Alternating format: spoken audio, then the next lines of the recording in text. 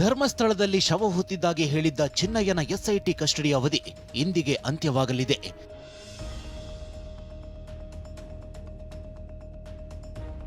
ಬುರುಡೆ ಚಿನ್ನಯ್ಯನ SIT custody ಇಂದಿಗೆ ಅಂತ್ಯವಾಗಲಿದೆ. ಈ ಹಿನ್ನೆಲೆ ನಿನ್ನೆ ಬುರುಡೆ ಮ್ಯಾನ್ಗೆ ತೀವ್ರ ವಿಚಾರಣೆ ನಡೆಸಲಾಗಿದೆ.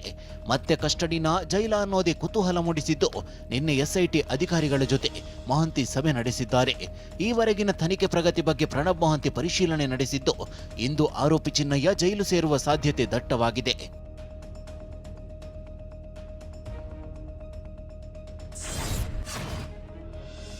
ಧರ್ಮಸ್ಥಳ ಪ್ರಕರಣ ದಿನಕ್ಕೊಂದು ರೋಚಕ ತಿರುವು ಪಡೆಯುತ್ತಿದೆ.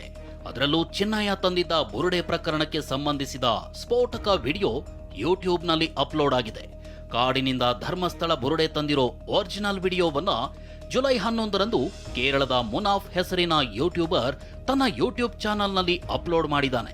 ಯೂಟ್ಯೂಬ್ಗೆ ಅಪ್ಲೋಡ್ ಆದ ವಿಡಿಯೋದಲ್ಲಿ ಭೂಮಿಯ ಮೇಲ್ಭಾಗದಲ್ಲೇ ಇದ್ದ ಬುರುಡೆಯನ್ನ ಕತ್ತಿ ಮೂಲಕ ಎತ್ತಿ ಚೀಲವೊಂದಕ್ಕೆ ತುಂಬಲಾಗಿದೆ. ಮರಕ್ಕೆ ಸೀರೆ ಬಿಗಿದ ಸ್ಥಳದ ಪಕ್ಕದಲ್ಲಿ ಬುರುಡೆಯನ್ನ ಎತ್ಕೊಳ್ಳಲಾಗಿದೆ. ಚಿನ್ನಯ್ಯ ಬುರುಡೆಯನ್ನ ನ್ಯಾಯಾಲಯಕ್ಕೆ ಕೊಟ್ಟ ದಿನವೇ ಮುನಾಫ್ ವಿಡಿಯೋ ಅಪ್ಲೋಡ್ ಮಾಡಿದ್ದಾನೆ. ಕೇರಳದ ಲಾರಿ ಮಾಲೀಕ ಕಮ್ ಯೂಟ್ಯೂಬರ್ ಆಗಿರೋ ಮುನಾಫ್ ವಿಡಿಯೋ ಅಪ್ಲೋಡ್ ಆದ ಬಳಿಕ ಮಹೇಶ್ ಶೆಟ್ಟಿ ತಿಮರೋಡಿ ಮನೆಗೆ ಭೇಟಿ ನೀಡಿದ್ದಾನೆ. ತಿಮರೋಡಿಗೆ ಹೂಗುಚ್ಛ ನೀಡಿ ಹೋರಾಟಕ್ಕೆ ಅಭಿನಂದನೆ ಸಲ್ಲಿಸಿದ್ದಾನೆ. ಇನ್ನು ಪ್ರಕರಣದ ಆರಂಭಕ್ಕೂ ಮೊದಲೇ ಧರ್ಮಸ್ಥಳ, ಉಜಿರೆ, ಬೆಳ್ತಂಗಡಿ ಸುತ್ತಮುತ್ತ ಮುನಾಫ್ ಓಡಾಡಿದ್ದಾನೆ ಎನ್ನಲಾಗಿದೆ. ಕೇರಳ ಮೂಲದ ಯೂಟ್ಯೂಬರ್ ಮುನಾಫ್ ಲಾರಿ ಮಾಲೀಕನೂ ಹೌದು. ಉತ್ತರ ಕನ್ನಡ ಜಿಲ್ಲೆಯ ಶಿರೂರಿನಲ್ಲಿ ಗುಡ್ಡ ಕುಸಿತ ದುರಂತದಲ್ಲಿ ಮುನಾಫ್ನ ಲಾರಿ ಕೊಚ್ಚಿ ಹೋಗಿತ್ತು.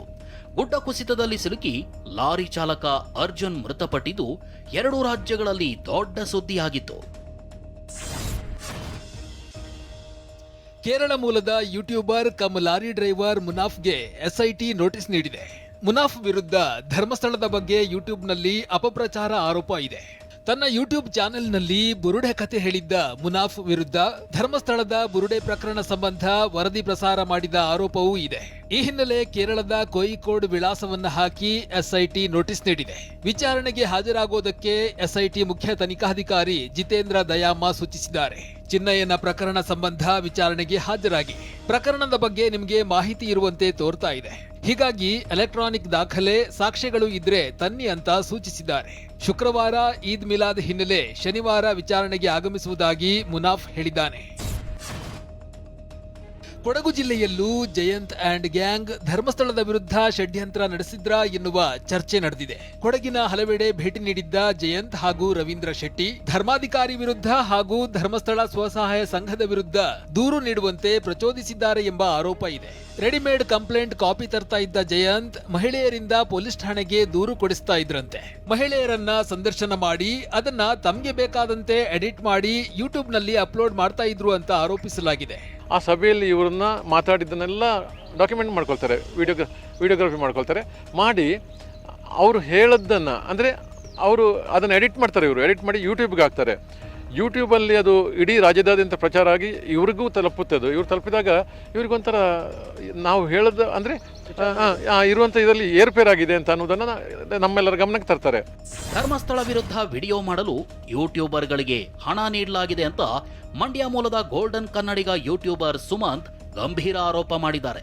ನನಗೂ ಕೂಡ ಅಭಿ ಅನ್ನೋ ಯೂಟ್ಯೂಬರ್ ಹಣದ ಆಫರ್ ಮಾಡಿದ್ದ ಅಂದಿದ್ದಾರೆ. ಇದೇ ಅಭಿ ಹೇಳಿದ್ದಾನೆ ನನಗೆ, ಅವರ ಬಾಸ್ ಅಂತಾನೆ ಹೇಳಿದ. ನಮ್ಮ ಬಾಸ್ ಗಿರೀಶ್ ಮಠಣ್ಣ, ಮಹೇಶ್ ತಿಮ್ರೋಡಿ ಅಂತ ಹೇಳಿದ್ದಾನೆ. ನನಗೂ ಓಪನ್ ಆಫರ್ ಕೊಟ್ಟಿದ್ದಾನೆ, ನೀನು ಬಾ, ನೀನು ನಮ್ಮ ಜೊತೆ ವಿಡಿಯೋ ಮಾಡು. ಗೋಲ್ಡನ್ ಕನ್ನಡಿಗ ಯೂಟ್ಯೂಬರ್ ಸುಮಂತ್ ಮತ್ತೋರ್ವ ಯೂಟ್ಯೂಬರ್ ಚಂದನ್ ಗೌಡಗೂ ಸಹ ಫಂಡ್ ಆಗಿದೆ ಅಂತ ಆರೋಪ ಮಾಡಿದ್ದಾನೆ.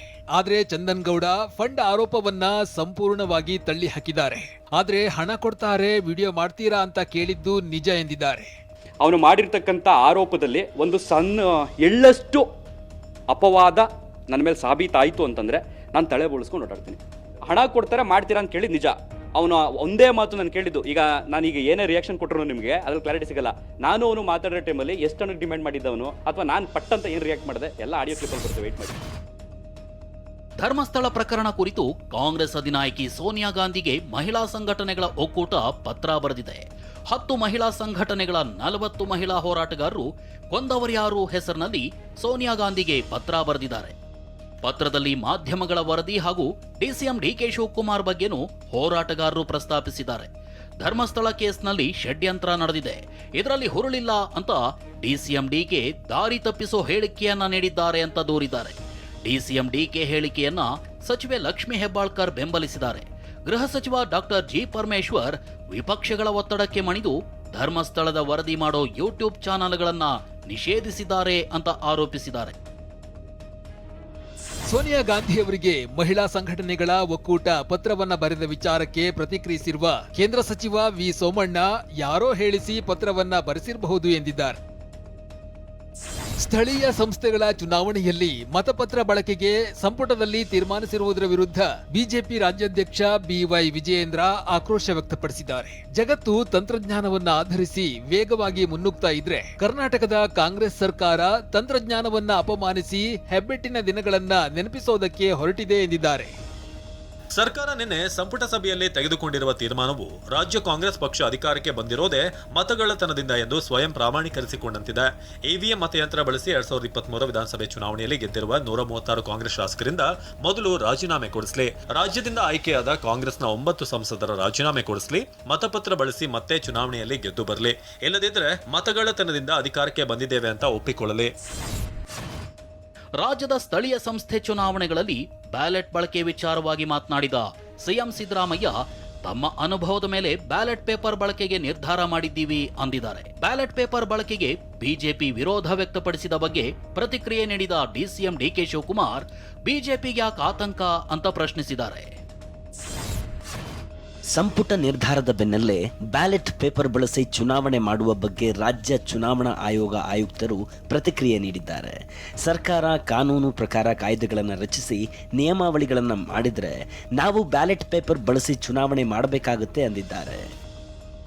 ಈಗ ಕಾನೂನು ಮುಖಾಂತರ ಅವರು ಕಾಯ್ದೆ ಮಾಡಿದರೆ ಮತ್ತು ನಿಯಮಾವಳಿಗಳನ್ನು ರಚಿಸಿದರೆ ನಾವು ಮಾಡಬೇಕಾಗ್ತದೆ.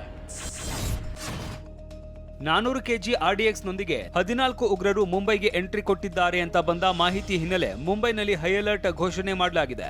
ಗಣೇಶ ಹಬ್ಬದ 10ನೇ ದಿನದ ಭದ್ರತಾ ವ್ಯವಸ್ಥೆ ಮಾಡುವಾಗ ಮುಂಬೈ ಸಂಚಾರ ಪೊಲೀಸ್ ನಿಯಂತ್ರಣ ಕೊಠಡಿಗೆ ವಾಹನಗಳಲ್ಲಿ RDX ಇರಿಸಿದ್ದಾರೆ ಅಂತ ಬೆದರಿಕೆ ಸಂದೇಶ ಬಂದಿದೆ. ಬಿಟ್ಟು ಹೋಗ್ಬೇಡ ಅಂತ ಗೋಗರೆಯುವ 3 ಮಕ್ಕಳು, ಮೋಸ ಮಾಡಬೇಡ ಅಂತ ಗೋಳಾಡುವ ಗಂಡ, ಎಲ್ಲರನ್ನೂ ಬಿಟ್ಟು ನನಗೆ ಪ್ರೇಕರಣೆ ಬೇಕು ಅಂತ ಗೃಹಿಣಿಯೊಬ್ಬಳು ಆತನ ಜೊತೆ ಓಡಿ ಹೋಗಿದ್ದಾಳೆ.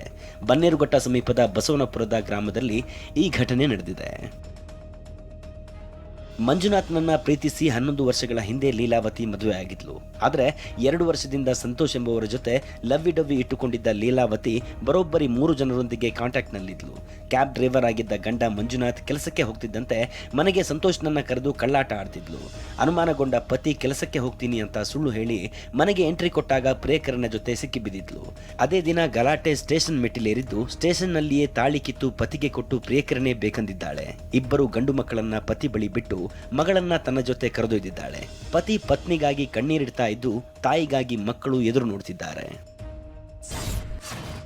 ಅಂತೂ ಇಂತೂ ಟೆಸ್ಲಾ ವೈ ಮಾಡೆಲ್ನ ಕಾರು ಭಾರತಕ್ಕೂ ಕಾಲಿಟ್ಟಿದೆ. ಮೊದಲ ಗ್ರಾಹಕರಾಗಿ ಮಹಾರಾಷ್ಟ್ರ ಸಾರಿಗೆ ಸಚಿವ ಪ್ರತಾಪ್ ಸರ್ನಾಯಕ್ ಕಾರು ಖರೀದಿಸಿದ್ದಾರೆ. 59.89 ಲಕ್ಷ ಮೌಲ್ಯದ ಈ ಕಾರನ್ನ ಜುಲೈ 15ರಂದು ಮುಂಬೈನಲ್ಲಿ ಅನಾವರಣಗೊಳಿಸಲಾಗಿತ್ತು. ಈ ಮಾಡೆಲ್ ಟೆಸ್ಲಾದ ಅತ್ಯಂತ ಸುರಕ್ಷಿತ ಎಲೆಕ್ಟ್ರಿಕ್ ಕಾರ್ ಎಂದು ಖ್ಯಾತಿ ಪಡೆದಿದೆ.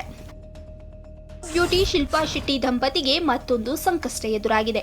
60 ಕೋಟಿ ರೂಪಾಯಿ ವಂಚನೆ ಕೇಸ್ನಲ್ಲಿ ಲುಕ್ಔಟ್ ನೋಟಿಸ್ ಜಾರಿ ಮಾಡಲಾಗಿದೆ. ಬಿಸಿನೆಸ್ಗಾಗಿ ಸಾಲ ಪಡೆದು ವೈಯಕ್ತಿಕ ಕಾರಣಕ್ಕೆ ಬಳಸಿದ್ದಾರೆಂದು ಆರೋಪಿಸಿ ಉದ್ಯಮಿಯೊಬ್ಬರು ಶಿಲ್ಪಾ ಶೆಟ್ಟಿ ದಂಪತಿ ವಿರುದ್ಧ ಕೋರ್ಟ್ ಮೆಟ್ಟಿಲೇರಿದ್ರು.